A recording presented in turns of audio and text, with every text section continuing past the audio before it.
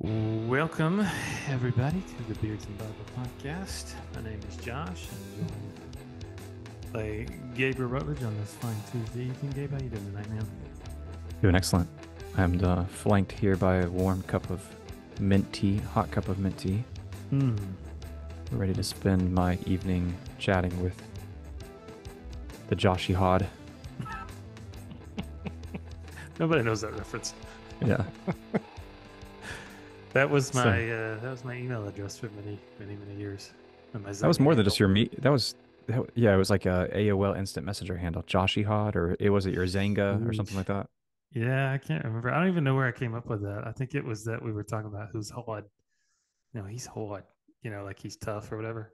Hmm. And who's hard? Joshy. Joshy's hard. So stupid. Yeah. What was yours? What was your Zenga handle? What Mine was was your just mine was just Gabriel Joel, and then as much as my last name I could fit in, which was Rutle. so So it was Gabriel creative? Joel Rutley. Rutley. So creative, man. Yeah. Sometimes I miss the old the AIM. I just fantasize about going back to the AIM. Mm. Diddlin, Just, diddlin, diddlin, hmm diddlin. Stacy was Stacy Angel 143. I think I gave you her screen name, actually. Yeah. You busted into my dorm room one night. You said, "Hey, you got the screen name for the girl, Stacy?" I was like, Mm. "Yeah, man, sure, yeah."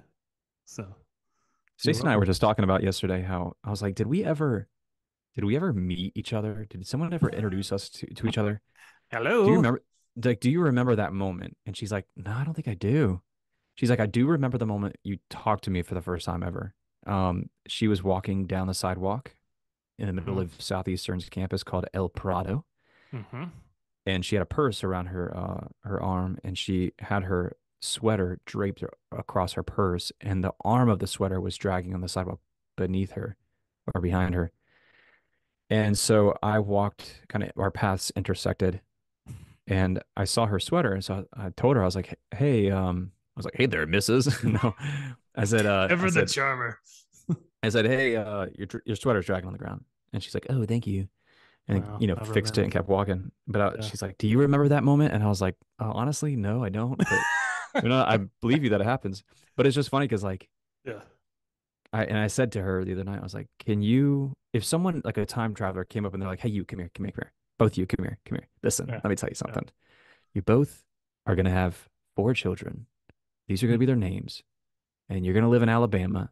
And you just like laid it out. Like, would you believe that person? And then would Yeah. you be okay with the things that they're predicting would happen to us? So, That is needless to crazy to say, think through. Yeah. So today is Jenny and my anniversary. So what? 13 years. Yeah. 13 Wow, years. congratulations. I know, man. And lest anyone judge me for sitting on a podcast with my buddy tonight during our Yeah. anniversary, uh, I'm surprising her with a getaway on this Thursday and Friday. So Mm, she knows that there's going to be a getaway. She just doesn't know where to. mm. So I woke her up this morning with a note and different clues and riddles. But I can't tell you what it is because she's going to listen to this podcast before then, and then This was totally like that. Oh yeah, it's our anniversary. Oh yeah, I knew that. I'm planning a giveaway. I'm going on I Airbnb. Oh gosh, yeah, I can't do it today, but we will be but doing a we getaway in the very near will. future. I Yeah. can't tell you when and where. Yeah. No, I had this plan for a couple of weeks, Okay. so I'm super excited about it. I wish I could say the deets, but I can't really say the deets. But Mm, yeah, 13 years, and here's a good way to remember: 13 years ago was when the cicada swarm happened here in Middle Tennessee, yeah, and you were in my wedding, and you remember the cicada swarm. I do. How awful it was. Well, I remember we were at a Sonic parking lot the mm, night before your marriage, mhm. and I don't know, we were buying Slurpees or something. I don't know what you get at Sonic. And I remember there just being cicadas climbing up people's tires of their car. Mhm. And a number of us guys, we're all just goofballs, and we were like, Josh, would you eat one of these cicadas for every amount of money we have in our pockets right now? And you're like, sure, yeah, but I guess you maybe didn't do your research and ask how much money was in our pocket. We had to combine like $5.36, Actually, and you no, didn't no. realize that. I remember it was actually $40. Oh wow, that's actually So I was significant. like, you know what? This is gonna taste terrible, but I was broke. I had to Hmm. do anything I could to make money. $40 is $40. So Yeah. I I uh, I ate Y- a cicada. It was crunchy and it tastes like earth and poo, Mm. and it was pretty awful. But 40 And bucks car is 40 tires. bucks, man. And car tires, yeah, Yeah. yeah. But even now, like as I'm mowing my grass now, apparently the vibration of a mower, they go crazy for it. Oh. And so the last two times I've mowed, I have just been absolutely assaulted by cicadas. It's been the worst thing ever. Mm. So I'm ready for them to go away. I'm ready to go to the earth and be dormant for another 13 years. Yeah, we haven't had that many down here, or any that I've noticed actually. But So you guys aren't in the region for cicadas? I guess not. I haven't seen a single cicada. Oh, No. that's Yeah. interesting. Huh. Yeah, we're And like if it, right smack dab in the middle of both the 17-year swarm and the 13-year swarm. That's why they're wow. so bad this year. And if someone listening right now has no idea what a cicada is, just Google it and picture that times a million Yes, surrounding your home and everything else. man. So 13 years in, Mm-hmm. what would you say to the joshyhawd of Joshyhawd. 14 years ago who just Mm-hmm. met Jenny and is falling madly in love with her?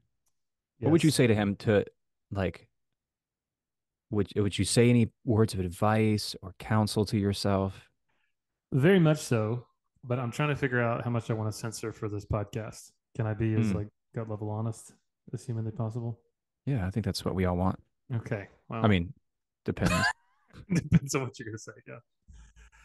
I think I would say three things. I think the first is don't take things so personal Hmm. and stop being so freaking sensitive. Hmm.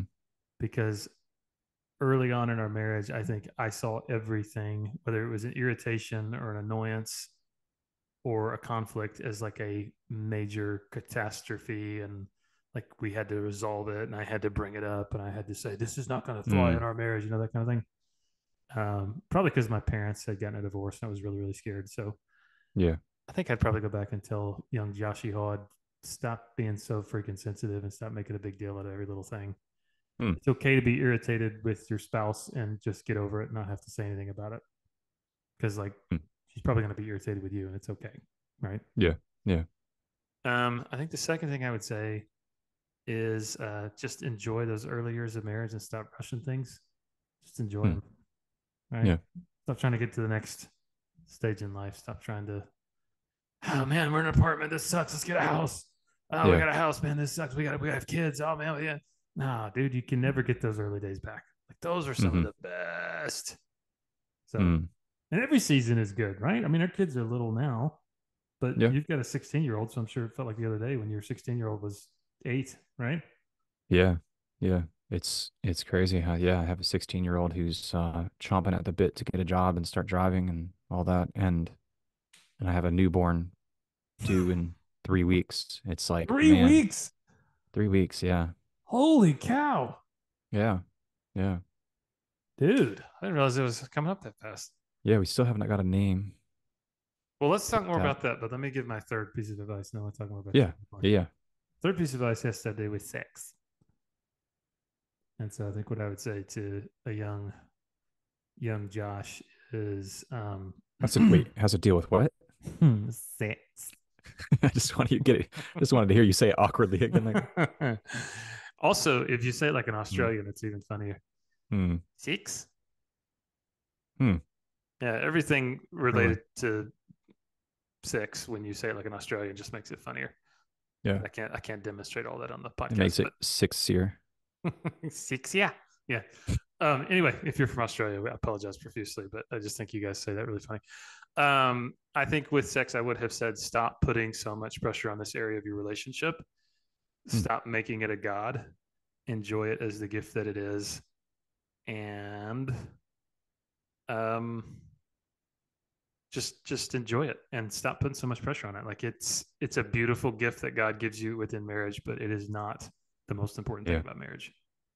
Do you think that kind of comes with like the age though? Like, I think so. you Yeah. know, 20 something year old Josh has way more hormones and testosterone pumping through his veins than, Yes, he does. you know what I'm saying? I think Yeah, yeah, yeah, yeah, yeah, yeah. that's the cool thing about marriage. It's like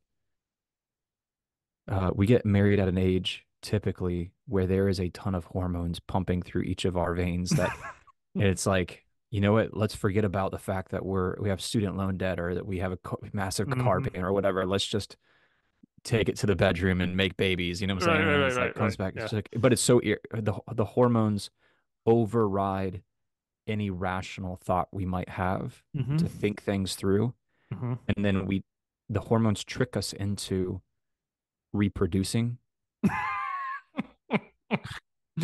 and then That's a by then yeah, I can see it's too that. late. Yeah, it's Yeah. too late. Like if we actually sat down and mapped it all out and had a calculator and Hmm. a flow chart and all these diagrams, we'd be like, of course, no, we're not going to make any children. That's a very impractical thing to do. Right, right, right. But that desire just happens, and that's Hmm. what. See, here's the deal. Like when I was in my mid 20s when we got married, I think I put not just pressure on myself, I put pressure on my wife. That was not fair. Mm. And so what ended up happening is like she was afraid to Hmm. tell me like, hey, I'm not in the mood tonight or whatever else the case may be. And so I would sulk and get resentful Mm. and just altogether just acted like a big baby when it came to that part of Hmm. our marriage. Hmm. And I think back on that now and like, pushing 40, when I think back on that, I'm just like, man, that's super embarrassing. Like, why was I ever like that? There's nothing sexy in a man that is Hmm. needy and sulky and pouty. Mm. You know what I mean? Like, there's like Yeah. your wife doesn't look at you that you're like, I need sex. She's not like, oh wow, come here, big boy. Like, there's nothing in that that's, So like, I think back on Right. that, I'm just like super embarrassed about it. I'm like, I just wish I would have been more Mm. secure in who I was in Christ. I wish I would have been less idolatrous of sex. I wish I would have practiced more self control.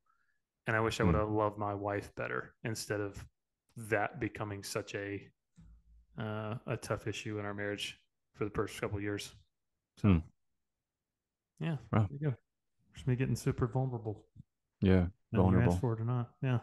It's a really manly thing to do. Get Mm. vulnerable. So speaking of six Hmm. and this baby you guys made, 3 weeks from now, huh? Yes. Yeah. I think that's I think the boys in our home that do understand how babies are made, Hmm. I think that's partly why they were so greatly disturbed of the idea of us having one more child, is they're like, wait, mom and dad, we know you had to have done that 3 times, but to You did think it of a you doing fourth? that a fourth time in our house is just traumatizing. Yeah. Mm. But no, we Yeah. have not developed any baby names yet. Thought of any baby I names. thought Judah was the winner. Yeah. I mean, so all the boys really love the name Judah and they want Hmm. Judah. They're dead set on it. But you know what? They can make their own babies one day and name them Judah if that's what they want. But yeah, I'm kind of just leaving it up to Stacy at this point and just Okay. reminding her on a weekly basis that we do need to name this child at some point. What about Carl? Carl, yeah. I like Carl. Carl Carl, Rutledge. Carlito. Carlito. That's good. Yeah, man. I'm super excited for you guys. I can't believe it Yeah. happened that fast. Like, it makes sense because it's May, Yeah. but it went by super fast. I Yeah. bet for Stacy, it didn't go by super fast because she's the one that had to be pregnant for 9 months. Yeah. Maybe not. But this is the first pregnancy where I can fully relate to her because I've run a marathon. So she I'm feels gonna pray for you when she hears this because you're yeah. you're dead. Yeah. Yeah. Yeah, I have to encourage her. I would say, I know what you're going through right now. I know what phase of the pregnancy you're in because I've been there and done that, Like, baby, you're on mile 15. It's okay. Yeah. Just get 10 more to go. You good? Yeah. And then you can But hit that last little. Yeah.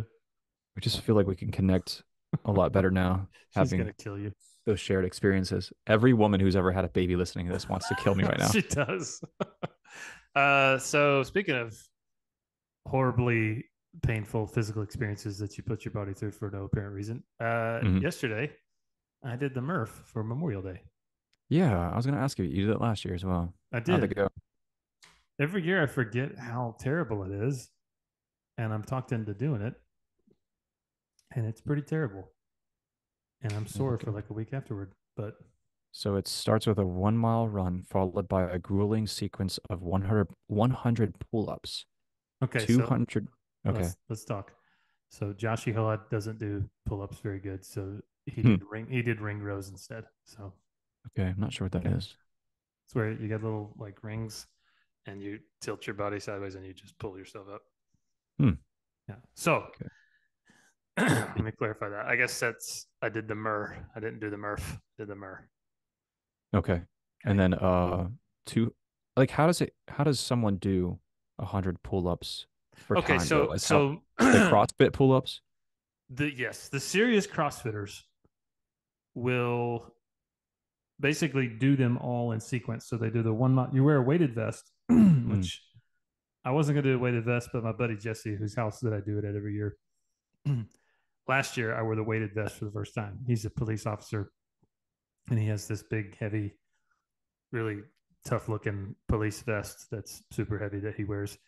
And so last year I asked if I could wear it, and so he let me wear it last year, and it was really painful, but I felt really tough and manly wearing it, you know. mm, And so he was like, "I'm so proud of you last year for wearing it." And so this year I wasn't planning on wearing it because I couldn't move my arms for like a week, but I didn't tell him that because he's a lot more manly than I am, and I don't want to admit it to him. And then he sent me a picture the night before the Murph of the vest, and he goes, "It's waiting for you." So I mm, was like, "Bro, I can't say no to the vest after that, you know." mm. So I think it's maybe 15, 20 pounds, the one he has. I don't know. It Yeah. feels like 15, 20 pounds. So these folks that do this, that just do like 100 pull-ups, they just is it the kind where they just flail their body around and it Yeah, just some of them, yes, it's the yeah. kip, the CrossFit kip. Yeah. Yeah. Um, Okay. yeah, so they'll do the 1 mile run in the weighted vest. They'll do 100 pull ups in the weighted vest, like just straight, just knock them out straight 100. Then the Okay. 200 push ups in the weighted vest, and then the 300 air squats in the weighted vest, and then the 1 mile run in the weighted vest. Hmm. So So what it's a one I, mile run on either side of the whole yeah, thing. yeah. So what I did is 1 mile run weighted vest, and then what I do is I'll do like 20 rounds of 5 pull ups, 10 push ups, and 15 air squats, Hmm. and then go through 20 rounds and then do the 1 mile run. Wow. So, So how are you feeling right now? Are you pretty sore. But then yeah. tonight I went to karate class with Aiden, and it was horrible because I was doing like squats and stuff karate, but like Hmm. just working it out, like worked out the soreness, you know? Yeah. Yeah. So, Yeah. Yeah. yeah. Stretching and stuff like that helps a lot when your muscles are sore too. Yeah. It's like the last thing you want to do is stretch, but after you do it and you're like, oh, okay, Yeah. I feel a little bit better. Yeah, I remember Army basic training, like the first week of actually the real basic training part, not just the in processing part, but when you actually get in there and they just start smoking the poop out of you every single day. I remember thinking like getting out of bed in the morning thinking, how am I going to go run this morning? If they want us to go run and do all these other things, like how is that even humanly possible? But once you Mm. get out there and actually start moving, yeah, that soreness kind of goes away and Yeah. be surprised. Yeah, it's You could probably do the Murph now. You're like a big pull up guy, right? I am, but I just injured my shoulder a little bit. I was putting a roof on a pole barn and holding onto a rafter with my left hand, and the Mm. ladder fell out from under me. So all I held myself up with from falling was my left arm, my left hand. And it as I was doing that, I was also twisting around. Holy cow. So that twisting motion and all the weight, and I also had my drill in my right hand, all that weight and a tool belt on. So yeah, it was like twisting weight and then I Sheesh, kind of man. just like let go when I felt like my body was stabilized enough to let go. But yeah, it tweaked my I think it tweaked my arm a little bit. Do you But think you so I've been separated your shoulder or you just, no, I don't know what it did. I mm. just something about my rotator cuff maybe, but um like I felt but a tear, but I think I'm okay. Yeah. yeah, yeah. So it's just like the motion where you're when you're arm wrestling, if you Uh picture huh. that with my Uh huh. left hand, that's really painful to push. So if I have my arm in like a 90-degree angle and Yeah. then I push something pushes on it, that's and it affects kind of up here in my shoulder. But so Sheesh, Noah man. is my 16-year-old. He is right now he has like this little smartphone called a Gab phone. It's super controlled and safe, and we can see everything he does on it and control everything he does on it. But he wants to switch over to an iPhone, which he's already saved up and bought with his own money. But he wants to switch to that, but he wants all the parental controls and everything. But I thought, you know what? Let's give this Gab phone a little bit of a trial run here, and let's make sure he can practice, policing himself and self-control with texting all his friends and everything. So we kind of wrote out a list of parameters. Um, and I was like, and I kind of was half joking around. I go, yeah, I'll let you switch to iPhone when the day that you beat me in arm wrestling.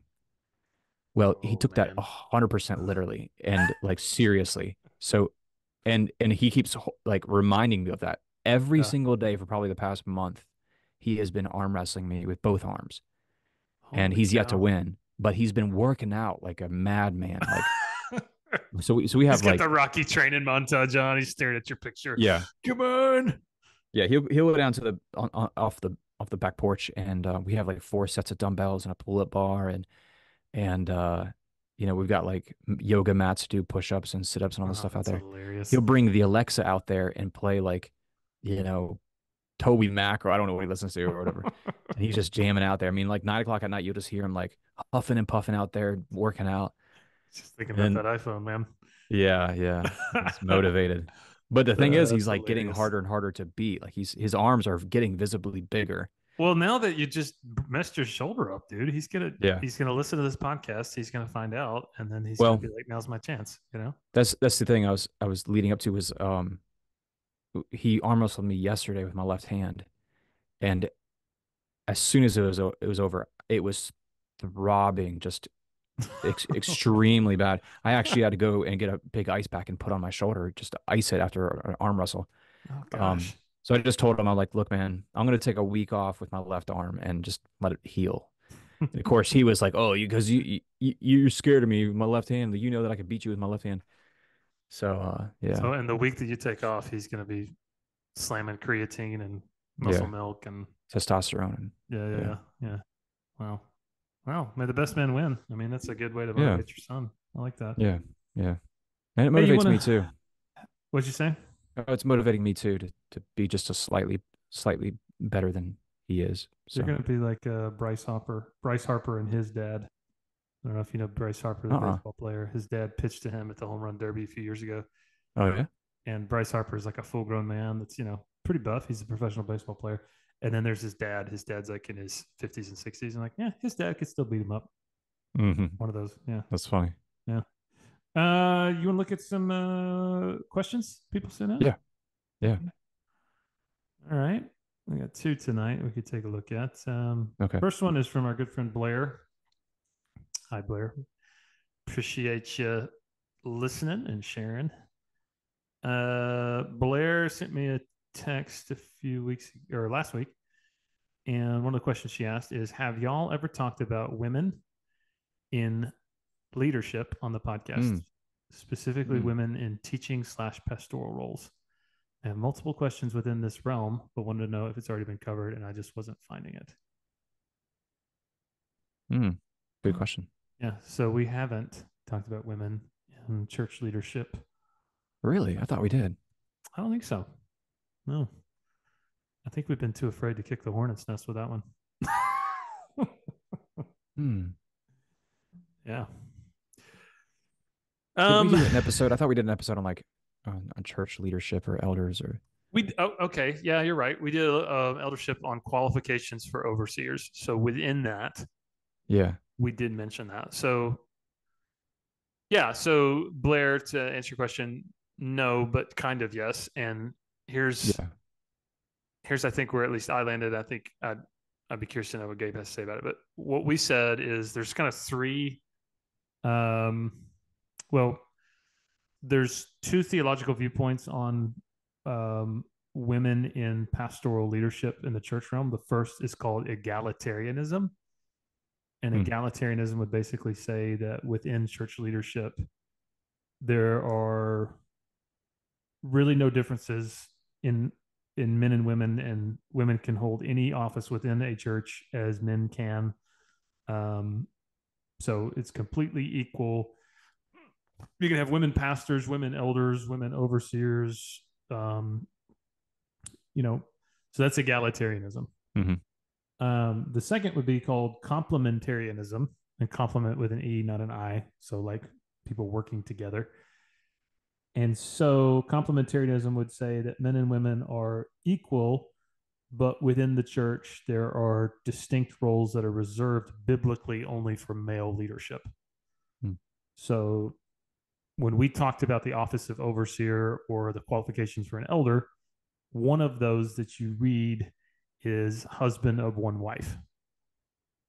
And so it would seem through many writings in the New Testament, at least this is the complementarian perspective, that the office of elder, the office of lead overseer, some would say senior pastor, however you want to call it, that that would be reserved for male leadership. So that's those are two very very broad categories. Within that, there's a ton of you've got some really really really really extreme complementarians, and then you've got soft complementarians that would say mhm, every role in the church in leadership women can hold with the exclusion of elder, lead overseer, teaching mm, elder, whatever it is. But you can have women who are like a, discipleship pastor, children's pastor, youth pastor. They still have that title pastor, but they're not an elder, so they could still serve as a pastor. So that yeah, would be more soft complementarian versus hardline, which would be women are not permitted to do anything in church other than attend and teach the yeah, nursery. Yeah. So yeah. I'm in agreement with that. I think the episode she may want to go back and listen to is episode 87, Restoring the Leader. It's oh, okay. disqualifying sins, accountability, Yeah, and yeah, yeah, yeah. pastoral restoration. Okay. That might be a good listen. I think we cover the whole can pastors or elders be female Yeah. topic there. But yeah, I'm right.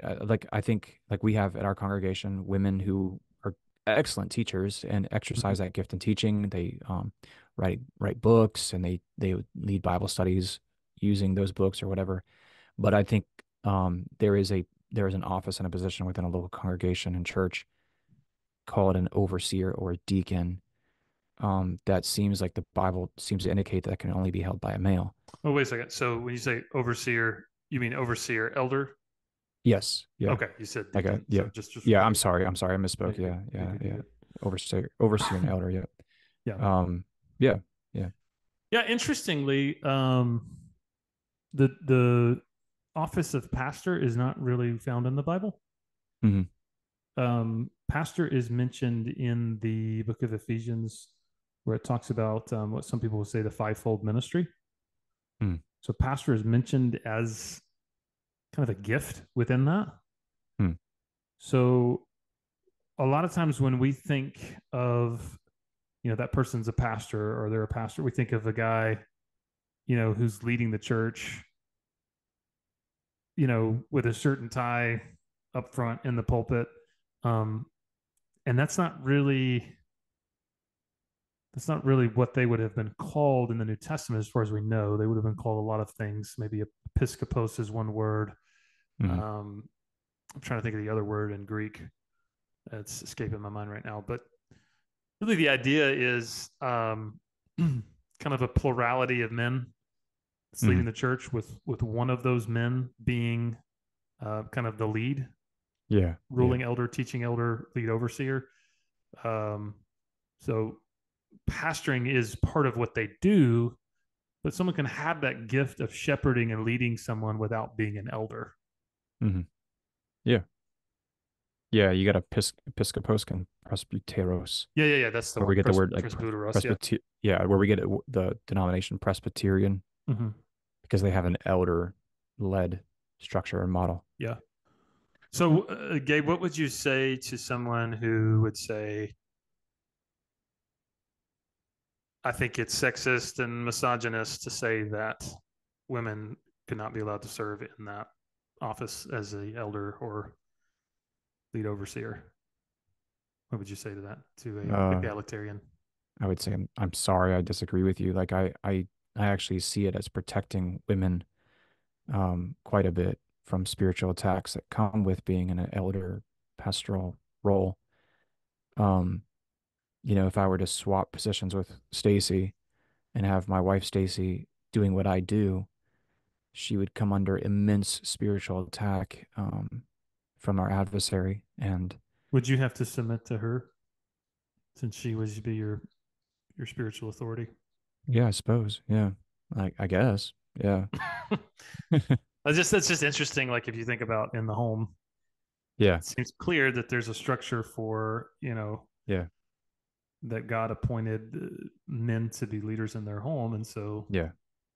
it kind of And I mean, seems. Yeah, go ahead. look, we have freedom of religion in the United States of America. If someone, you know, some female wants to go start her own church or her own religion, Or get and ordained do within a denomination that yeah, has yeah, female go for it. You have pastors. the Yeah, freedom to do sure. that. You just can't say that that's a biblical model of leading that congregation.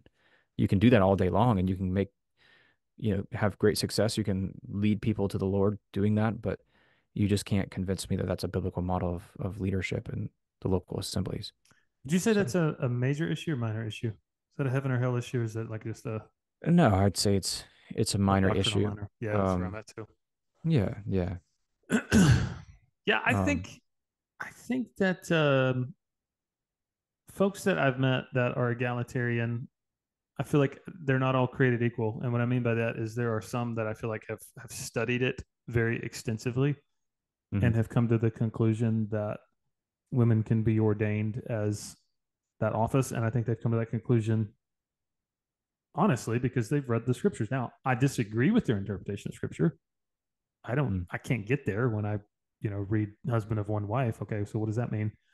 Um, but I think there's some that are very thoughtful in how they approach the scriptures and they see like, you know, women in the New Testament leading. They go, okay, so it kind of seems like there were women who were, prominent leaders in the New Testament church.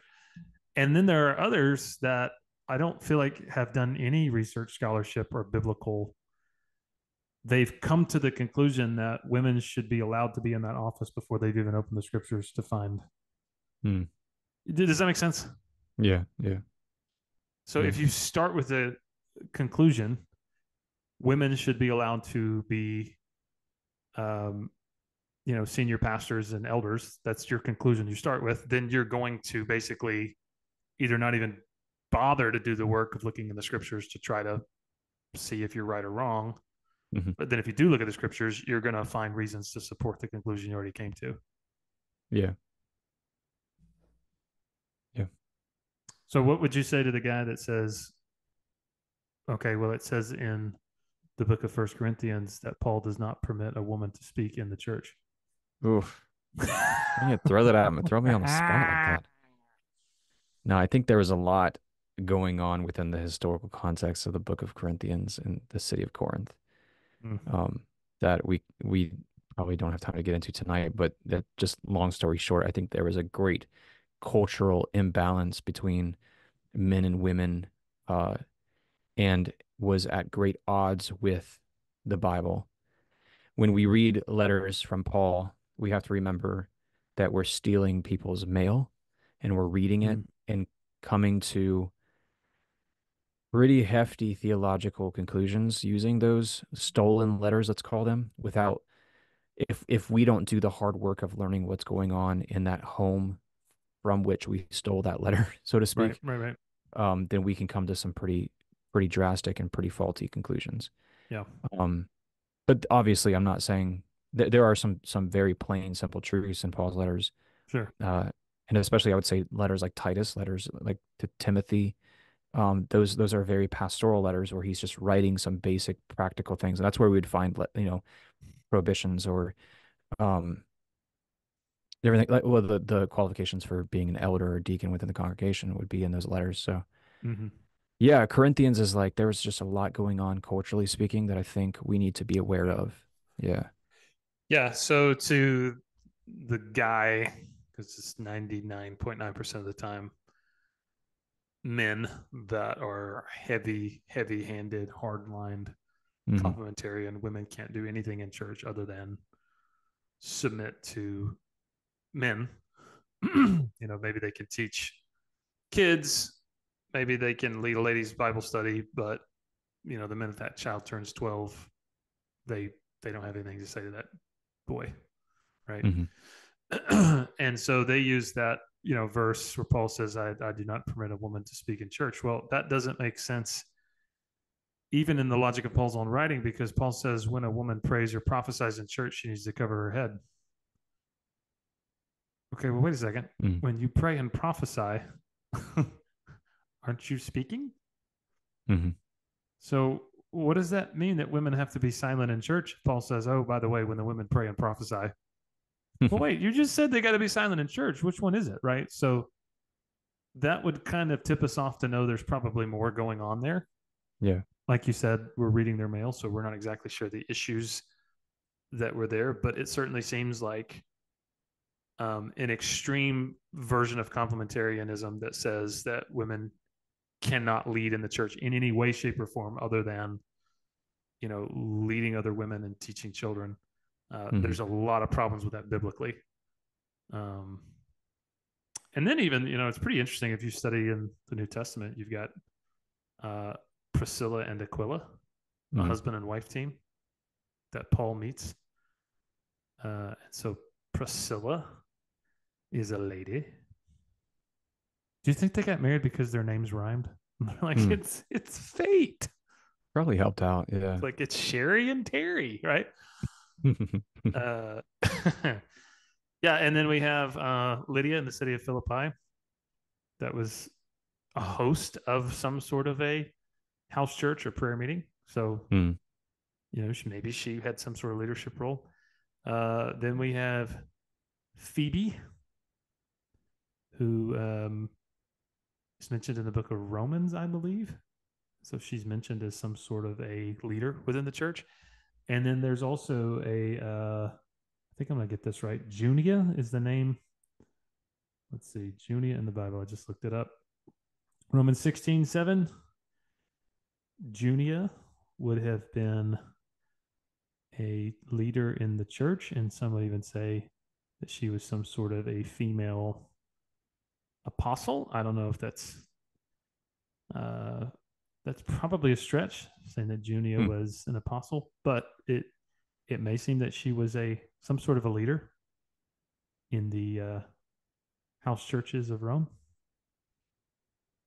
So yeah, if you're an extreme complementarian, what do you do with Junia, Phoebe, uh, Priscilla? What do you do with Paul Hmm. saying that the women can pray and prophesy within the church gathering? What do you do? I mean, there's all sorts of problems biblically. So I guess that's why I say I'm more in the middle. I'm a soft complementarian. So yes, women could lead in the church, but there is the limitation of office of elder, overseer, Yeah. lead elder, however you want to call it. So yeah, that's not controversial at all. Yeah. You want another question? Yeah. Let's see if we got time for one more. I don't know. Because we need a little controversy because it feels so empty without me. It What was that? What was that a was, reference to? it was Eminem. Oh, yeah. It sounded vaguely familiar, but I was like, Yeah, okay. Yeah. All right. So this is a question we got in the email from our buddy Matt. Hello, Matt. I know Matt. He goes to my church. Great guy. hmm. Matt has a question related to infant baptism. Hmm. He says, as a believer in original sin, we are all born sinners. Given that original sin seems to be a foundational Christian belief, should we not be dedicating or even baptizing our children into the church slash body of Christ? I believe the Bible points to a believer's baptism by submersion, but I've had two of my three children baptized in the Presbyterian church. I saw it as Hmm. a way to mark, that's in quotations. Oh, I see what you did there. Quotations and then mark, quotation mark. Hmm. I saw it as a way to mark, for lack of a better word, my children for Christ. When they make the faith their own, I will encourage them to get baptized as believers. I'd love to hear y'all's thoughts. Hmm. Yeah. So, Gabe, you and Stacy attended the Presbyterian Church for a number of years, correct? Yeah. Yeah. We had Noah baptized in the Presbyterian Church. Okay. Yeah. So Um, why'd you do that? that's what they told us to do. Well, they told us it also replaced the ritual of circumcision, that Hmm. it was a Christian version of circumcision. So Okay. yeah, I think my stance on this is that yeah, child baptism is not biblical. That baptism needs to be something that you're aware of and cognizant of the importance of doing that. Now, I think infant dedication, that is something the parents are making a proclamation saying we have a strong desire that this we not only have a strong desire that we want this child to follow God in his ways, but we are saying that this child was given to us by the Creator, by God. He is a gift or she is a gift to us. And we do not own this child. This Mm. child belongs to the Lord. Whereas baptism as a child, that is if you're saying in a way this child is becoming through this ritual a covenantal uh it, like the seed of Abraham through this ritual. But I don't think that can Mm. really hold water scripturally because Yeah. we come to and become the seed of Abraham, the spiritual seed of Abraham, through putting our faith and trust in the God of Abraham, Isaac, and Right. Jacob. And So yeah, yes, I agree with you on some of that, but I'll push back on just a little bit. hmm I think there are different versions of infant baptism. yeah, So there's the Roman Catholic version of infant baptism, which believes in baptismal regeneration, correct? So that's like the moment of that child's salvation and regeneration. Like original hmm, sin gets washed yeah, away, yeah, yeah, right? yeah, So I would be mhm, 100% with you. That's not biblical. That's not how it works. That child has no say in the right, matter. You can't say that because you baptized that child, therefore original sin's been yeah, removed and now they're saved. Like that's just not biblical at all. You can't get there. hmm However, I have met many Bible believing evangelical Christians that saw infant baptism as a form of dedication. You know what I'm saying? Like it was like for yeah, them a way, like our buddy Matt writes, of dedicating the child to the Lord and saying, "Hey, we're going to commit sure, to raise you within the body of Christ." So I think I'm a little bit more compassionate, sympathetic to that, and say, "Yeah, yeah, sure, yeah. I I think mean, yeah, that's yeah." you can put water on your baby and say whatever prayers you want. I mean, like that. I mean, totally. I'm fine with that. I Water just, on your baby, yeah, spray I bottle. mean, but here's the thing: when we use the B word and we call it I see what you're saying. baptism, I see what okay, you're saying. then we're telling the child, "You've been baptized." Gotcha. And and that was the case with me in Presbyterian church. It's like your child has been baptized. But Mm-hmm. come, 10, 12, 14 years old, my son has no recollection of this. Right. And so when we do the infant or putting the water on the infant to the exclusion of a baptism where the child knows and is making a public profession of faith Yeah. kind of baptism, I think that that's not good. You see what I'm saying? Right. So when So it becomes a Mark, replacement for believers' baptism, that's when you're like, I'm not okay exactly. with that. Yeah, Okay. yeah, yeah. So Yeah, so I like can see that. If Mark were in my congregation, I was Matt. his Matt, I'm sorry. Oh, hi, Mark. Hi, Mark. Well, I think the quotation marks threw me off. A Yeah, lot of sorry. Marks Yeah. fun. So Matt, if you were under my spiritual leadership and Okay. shepherding, and you came to me and said I had my child baptized at 6 weeks old or whatever, I would say, okay. I would say, you know, we actually teach that a child has to be fully aware of what they are doing in order for that to be a quote unquote baptism. Now, if you poured water on your baby and you prayed over them and dedicated them, that's beautiful. That's good. Right. But I would tell you, Matt, um, I would continually lead your child to um, a recognition of their sinful state, of their need for salvation. Mm-hmm. And Okay. when the I see time what is you're right saying. and they make a profession of faith, we bring them into the waters of baptism and we Yeah. baptize them Yeah. as they are fully aware then of what they're committing Yeah. themselves to. I think that's what Matt was saying is that he intends to do Yeah. that. That's, Yeah. so, Yeah. so Matt, if I'm understanding what you're saying, baptism for you and your family, that's like a form of, man, we're dedicating the child to the Lord. We're dedicating to raise it within Christian community. And then when that child's old enough to do believers baptism, doing that alongside of it. I think that's beautiful. I think that's great. I think Mhm. that's good. I think, Gabe, I do share some of your concerns if we emphasize infant baptism so much that we kind of see that as replacement for believers baptism. I just can't get there, um, Mhm. biblically speaking. So what about baby dedications? Where are you falling out? Yeah. Yeah. I think for a couple to get up on a stage and publicly say, look, we had a baby. This is a miracle. God is good. God is merciful. We praise him. We thank him. This baby belongs to him. You know, Yeah. we are acknowledging that this is a gift from him, and Hmm. we're holding on to this child's life loosely because ultimately we answer to the King of Kings, and Right. he belongs to, you know, Yeah. that the creator. I think that's wonderful. Yeah. Yeah. I mean, I think baby dedications are beautiful. I've done a bunch of them for Mm. couples. At our church, we tend to do a little different. We don't do it in a main service. We encourage life groups to do it together, Oh, cool. um, because we kind of see that as a really beautiful thing that you've got a small close knit Christian community Hmm. that you're doing life with. A lot of times, if there's a couple that comes and says, "Hey, we want to dedicate our baby," we'll encourage them to do it with their life group, or we'll say, "Hey, if you guys want to put together some sort of a celebration at your house, I'd love to come to your house and do a dedication service there with your family and with your friends at your house." And so I've done that for a number of couples and found that to be really, really meaningful. Mm. Um, but I think more than anything, what I try to encourage moms and dads who are wanting to dedicate their baby is, listen, this is beautiful. This is awesome. This is great. But this is no substitute for like everyday family discipleship, Mm. right? So like you can do this and everybody can get dressed up nice and take the picture and, well, we dedicated our baby in church. Awesome. Um, when that baby turns 6, 7, 8, 9 years old, are you praying with that baby?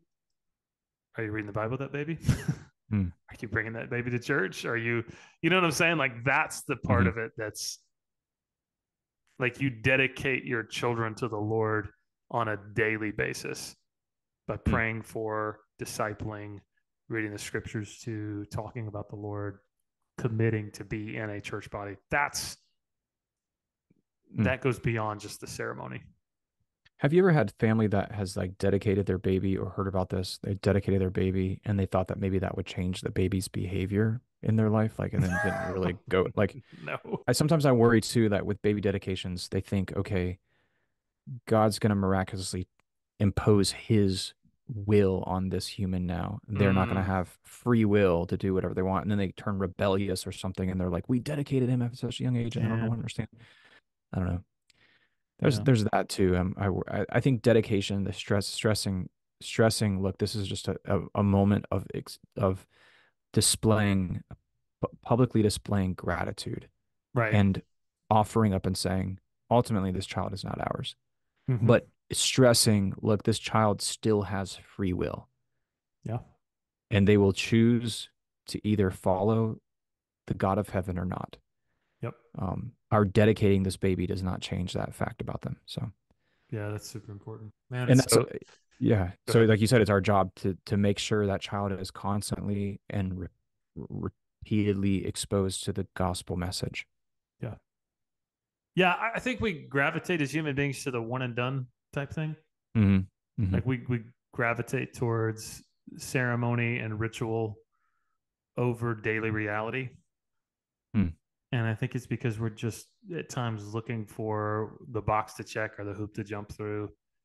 Hey, I already did that. I did that. It's taken care of. Hmm. And I think it's a lot more difficult and it's a lot harder road to walk to commit to a lifestyle of doing something. Hmm. And so I think ceremonies, rituals are helpful at times. They can be like signposts along the road. I mean, I talk about this when I talk about baptism. Like that's a really important signpost. It's a really important milestone. Awesome. But it's a milestone. It's not you haven't arrived, right? Hmm. Hmm. You don't receive Christ into your life through repentance and faith, get baptized in the name of Jesus, and then go, sweet, I'm done living the Christian life, right? I mean, you Hmm. just got started. Did you just make balloons pop up on my Zoom screen? They popped up on yours not too long ago either. I don't know. What in the I world didn't do was that. that? I don't know. Let's see if I do that. I don't know what this is. If you're watching on YouTube, we're recording on Zoom, and I just made a hand Maybe gesture do a and thumbs up. celebratory balloons. We're trying to make it happen again. I don't know. I don't know Yeah. the AI bots caught on. Yeah, it's crazy. Anyway, yeah, Aiden, our oldest, he got baptized last month. It was a big deal. I cried like a Cool. baby. Yeah. Yeah. Have all I three of your sent I boys s- been baptized? no, only one. Only one. Okay. I sent you an Instagram reel um of when let me see what the caption is. Was it when baptisms go full SeaWorld? Yeah, POV, church member goes into full SeaWorld purple how do you say that word? Porpoise? Porpoise Yeah, that mode, is a baby. weird word. Porpoise mode during baptism. Yeah. So, Yeah, no, it's yeah, good.